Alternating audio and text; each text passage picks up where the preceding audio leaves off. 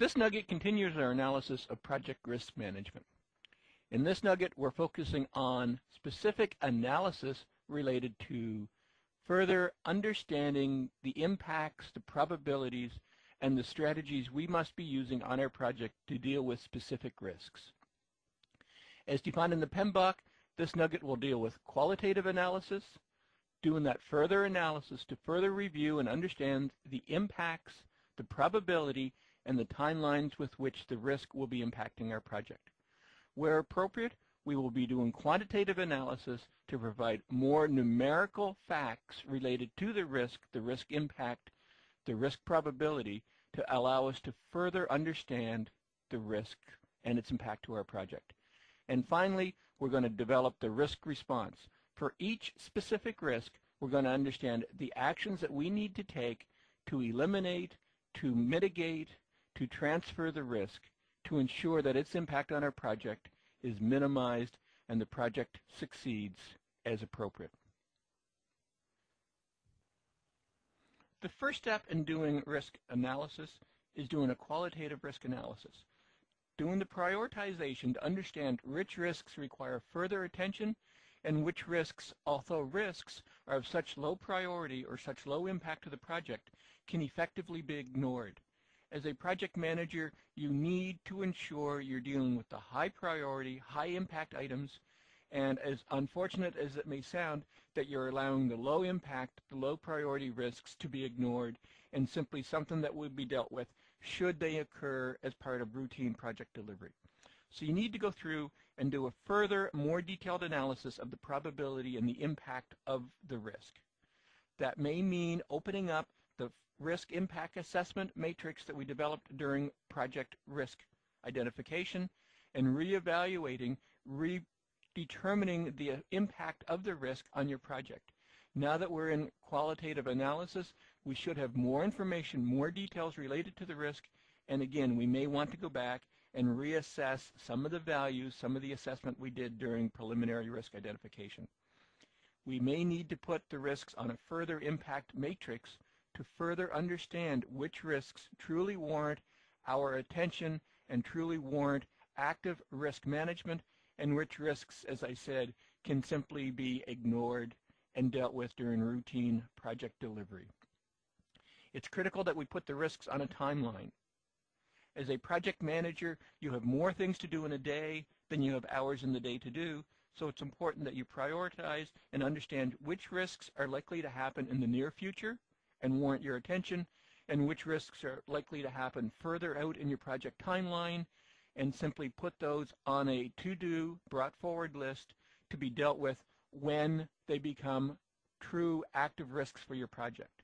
You need to ensure that you're focusing on the right risks.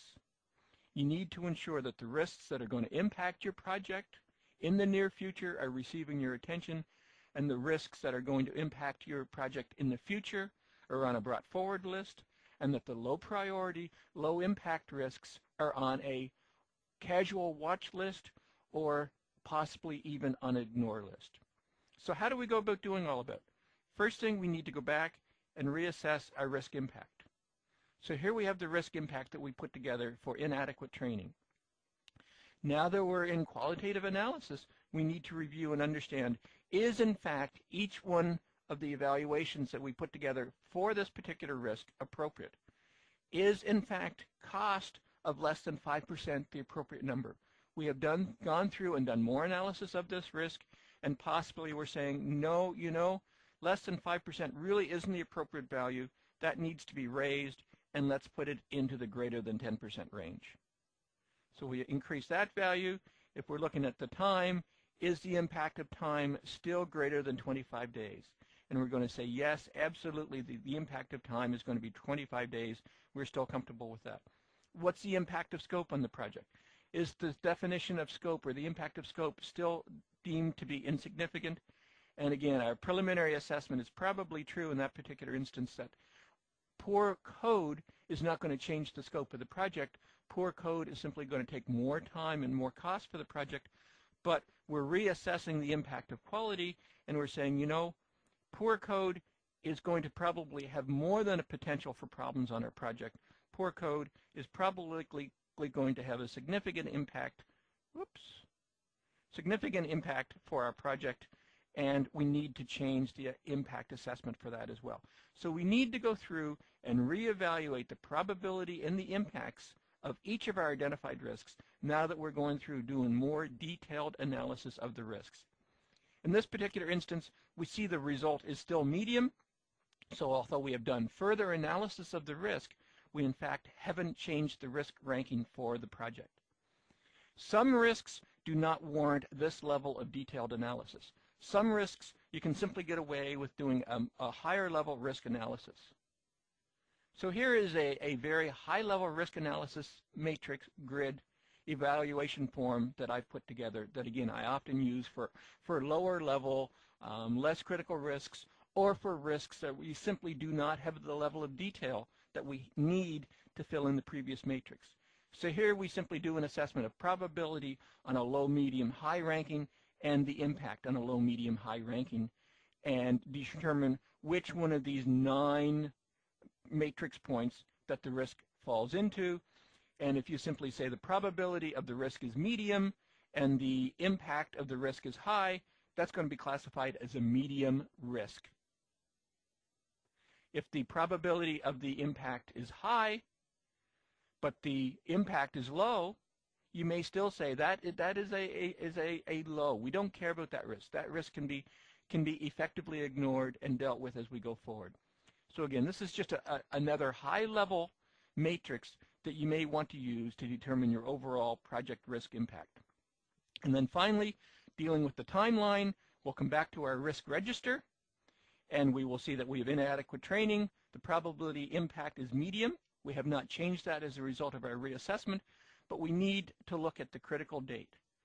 Now we need to put this on a timeline and assess when and where in the project do we as a project manager need to begin to focus on risk.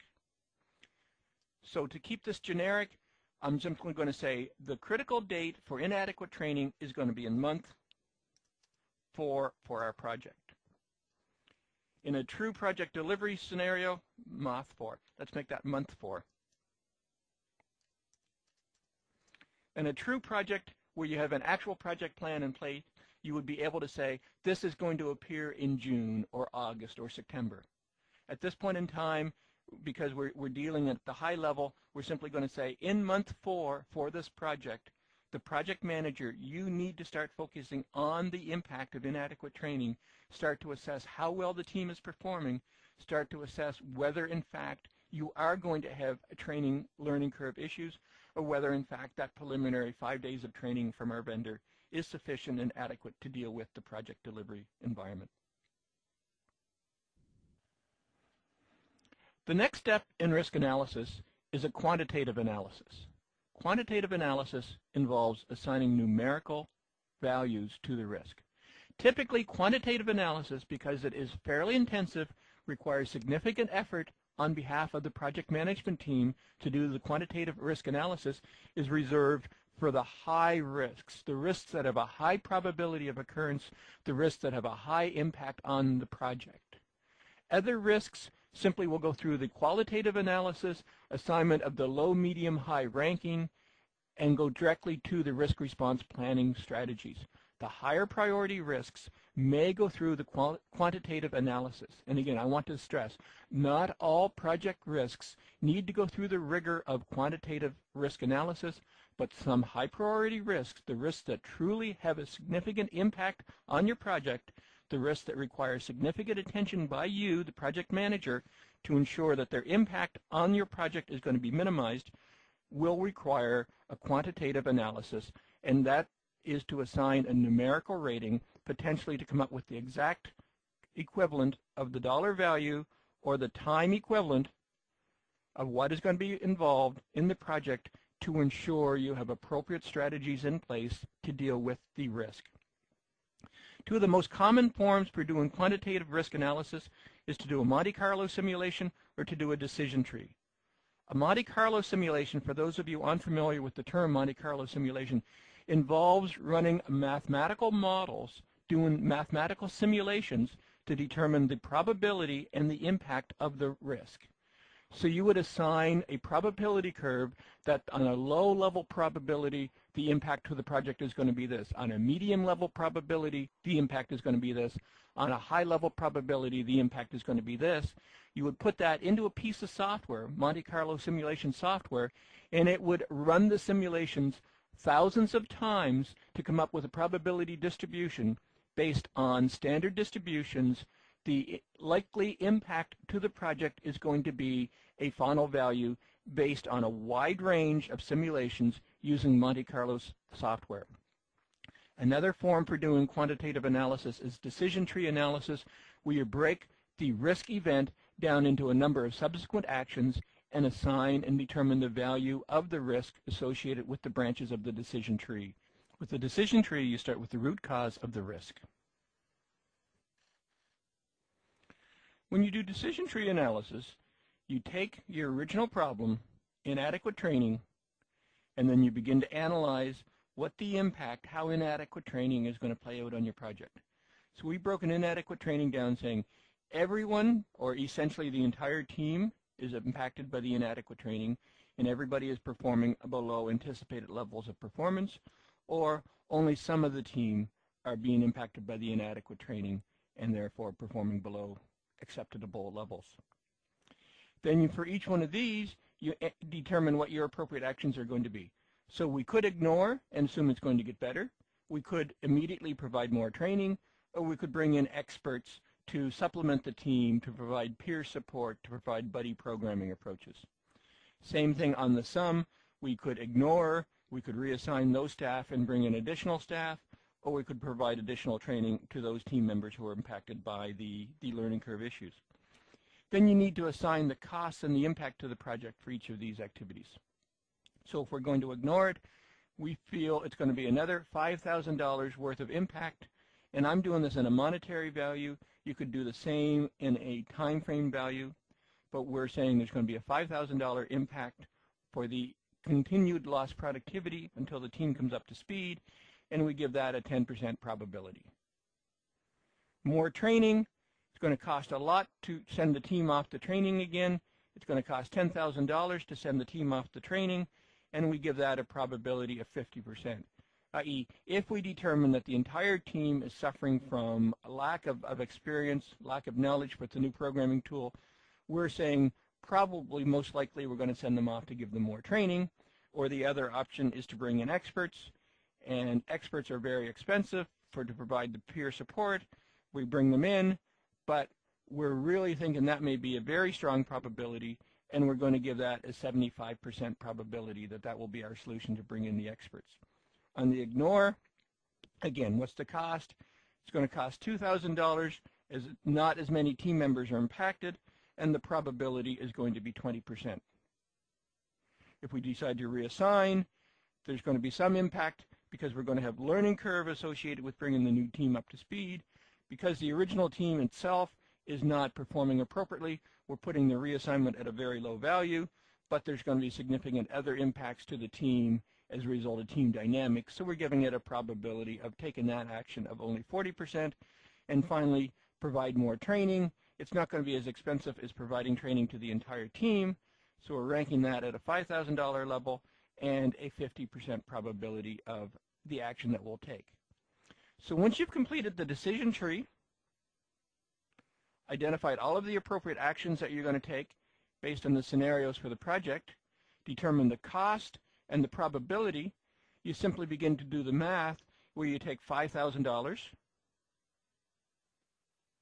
at 10%, or an expected value of $500, plus the training at $10,000 at 50%, or $5,000, and so on for each of the others, and you come up with an expected value of $24,100 is the overall budget that you should be setting aside based on inadequate training and the possibility that everyone may be impacted by the lack of training, only some, and the various actions available to you to remedy that, times the cost and the expected value, the anticipation of which one of these actions you will take, obviously you have more than one action that you'll take now because you don't truly know the impact. You need to meet with the team once you determine inadequate training and ask them, should we be ignoring it? Is this going to go away? Are you just about to beat the learning curve? What do you think the right solution is going to be? Would you like more training? Would you like to bring in the experts? And only in the actual project delivery situation will you be able to make the decision as to which one of these actions is appropriate, but you know the value and you have an anticipation of which action you're going to take.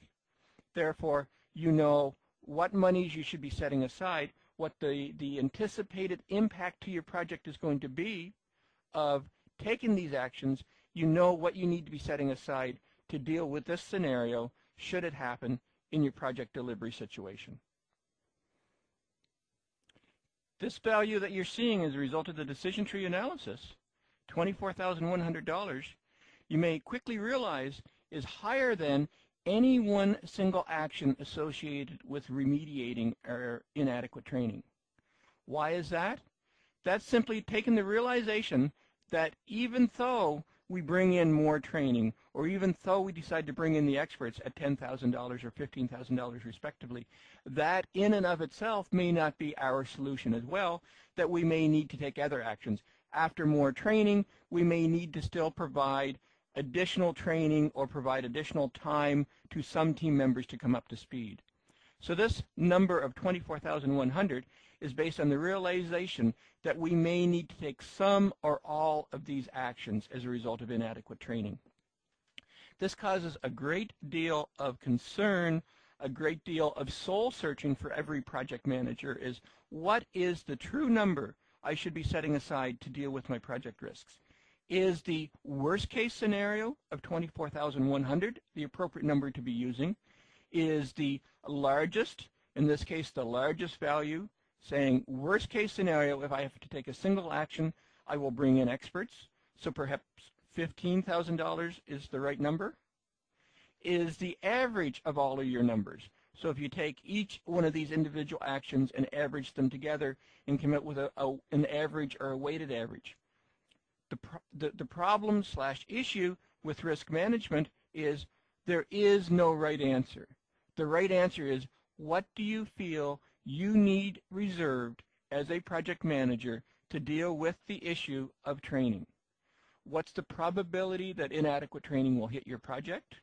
So you need to know the probability at this point, which we will have from a probability impact assessment matrix that we did.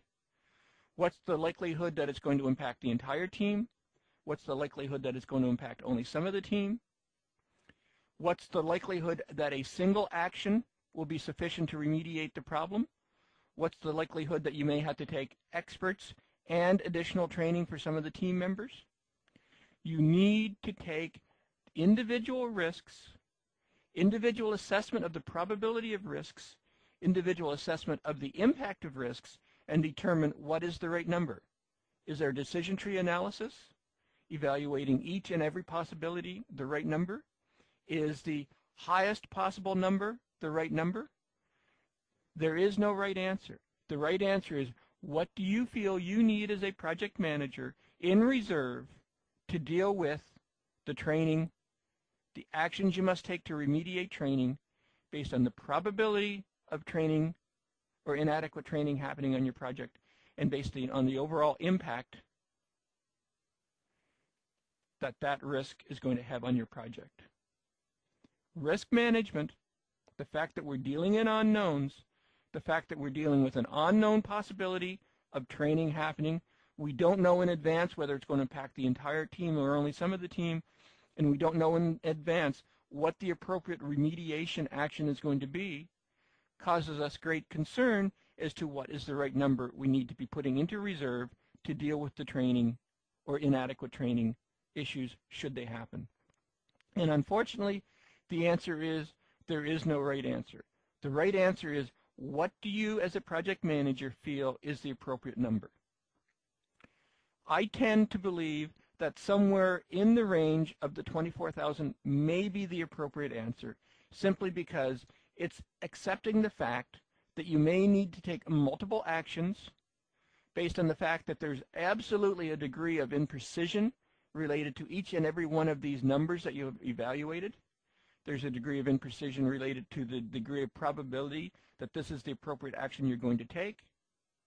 You need to ensure you have sufficient contingency in hand to deal with this risk should it happen on your project. But, and this is the big but you also need to ensure that you're not building in so much contingency that this number is not so conservative that the acceptors are not going to accept the overall project budget, that the project is going to be priced at an unreasonable level, that management and the business is going to say, well, if the project is really going to cost $15 billion, there's no way we're going to take on the project. And I say that with extreme. But the risk is, if you are overly conservative, overly pessimistic with determination what your appropriate risk allowances should be, you're going to overprice the project, and the project is not going to be approved, and therefore the business itself is going to suffer because there was a valid justification for project. Doing your quantitative and qualitative analysis for risk is dealing in unknown, but the expectation is at the end of dealing with these unknowns, you have developed a firm strategy. And this doesn't make sense, I realize that. You're dealing with unknowns, but you're expected to develop a firm strategy for the money and the time that you need to successfully deliver the project based on risks. Therein lies the problem, the catch-22 with risk management. You're dealing with unknowns, but you need to come up with hard and fast numbers for dollars and for time that you need in reserve to successfully deliver your project. The best answer is, what do you believe is the most likely situation? What do you believe is the most likely set of actions you will have to take based on the probability and impact of this risk that you will need to take as a project manager to be able to successfully deliver your project? Once you have completed your quantitative and qualitative risk analysis, it's time to complete the risk analysis process with the definition of your actual risk response plan. With risk response planning, you're defining the actions you're going to take as a project manager, as a project team, to deal with the risks, each and every one of the identified risks. Your basic strategy for risk responses is you can avoid the risk, you can transfer the risk, you can mitigate the risk, or you can accept the risk. So what does risk avoidance mean? Risk avoidance means ensuring the risk does not happen. You're actually changing your plan. You're changing the plan to put appropriate actions in place to ensure the risk event will not happen. What does that mean? Let's take the example we've been following throughout, inadequate training. As a result of doing our analysis of risk or inadequate training, we identify that the probability, the impact of inadequate training is going to be very high, is going to be extreme for our project. So what can we do about it? In advance, before the project even starts, we take the appropriate avoidance strategy, we change our plan, and instead of providing 5 days of training, we instantly go back to our training vendor and say, we don't believe 5 days is enough. We want to ensure our project is going to be a success. We're going to build that additional training into our plan on day 0. We're going to avoid the possibility of inadequate training. We're going to provide that extra training in advance. So effectively, you have avoided, you have changed your project plan, and you have ensured that you have taken the appropriate action, or as much appropriate actions as possible, to avoid having any risk of inadequate training happening on your project. Transference. Effectively making the risk someone else's problem. Now, this is not as negative, this is not as bad as it sounds. A most common form of risk transference is buying insurance. If there is a risk that your project is going to be impacted by weather, if you live in an unstable climate where there is a risk of fires, floods, earthquakes, you may want to take out insurance that is going to insure both your property and insurance that is going to provide some financial recovery should your project be impacted by insured events. So effectively, by taking out insurance, you are transferring the risk of environmental impacts on your project and getting insurance that will cover the risk event and ensure that your project is able to complete with no true impact to the organization. Another form of transference is to contract out. As part of doing your project plan, you determine there is a risk that my project team will not have the skills to complete a certain subsection of the project. We have a very technical interface that must be created. Our team is not experienced in that specific aspect of the interface, so therefore you create a contract with an external firm who are experts in developing the interface, and you say, I am transferring this part of my project plan to you. I am ensuring that you, the experts, have the responsibility for delivering this intricate, complex part of the project. You have transferred the risk from your project to an outside agency, and they have taken on the responsibility. With transference, whether you're buying insurance or whether you're contracting out, you're typically paying a premium. You are paying an extra price for your project for the insurance policy. You are paying an extra price for your project for the contracted experts to ensure the risk event that you anticipated does not happen on your project. So with both avoid and with transfer, you are taking proactive steps. In both instances, you're actually changing the project plan. You're changing the project approach to eliminate the risks before the project even begins. So effectively using both an avoidance and a transfer strategy, you are ensuring that the risk event is eliminated. There will be instances where you simply can't eliminate the risk, that the nature of the project or the nature of the risk says there's no way I can change my plan to avoid it, or there's no way I can change the plan to transfer, there's no way I can buy an insurance, or no way I can contract out. So then you're going to take the appropriate actions to mitigate. What can you do to lessen the impact? So again, you're taking appropriate steps to minimize the risk for the project. But in the case of mitigate, you can't eliminate, so you're doing whatever you can to lessen the impact. So again, let's go back to our example of inadequate training. You decide that the avoid strategy of moving from 5 days to 10 days isn't appropriate, too expensive, too much impact to the project schedule, but you may take the appropriate mitigation actions is I'm going to send the team on the original 5 days worth of training, but I'm also going to ask the trainer to come back and provide peer review for the first few days of the project. So you're taking the appropriate actions to mitigate. So effectively you are again changing the project plan to minimize the impact for the risk, but with mitigation you still need to have appropriate contingency, dollars or time, based on the fact that your mitigation strategy may not be sufficient to eliminate all of the risk. So over and above the incremental costs that you put into the project plan to have the trainer come back, you need to build additional contingency into the plan to deal with the risk should your mitigation strategy be insufficient and you still suffer from inadequate training.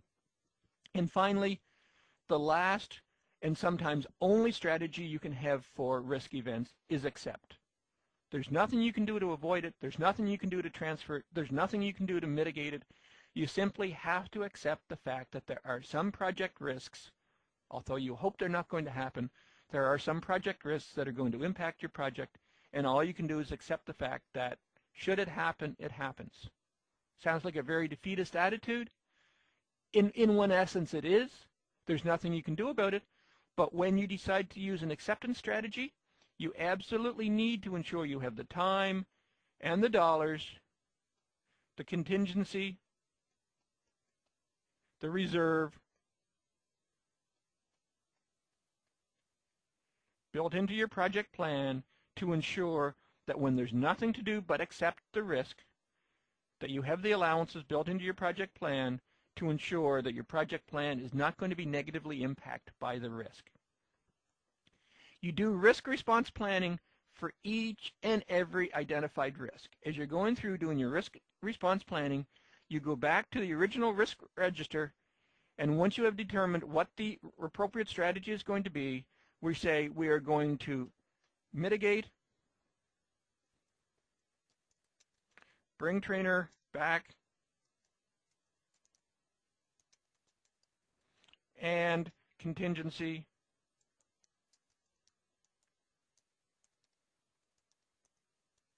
My typing is good, isn't it? Contingency of $5,000 and 10 days, or whatever the appropriate risk management strategy is going to be.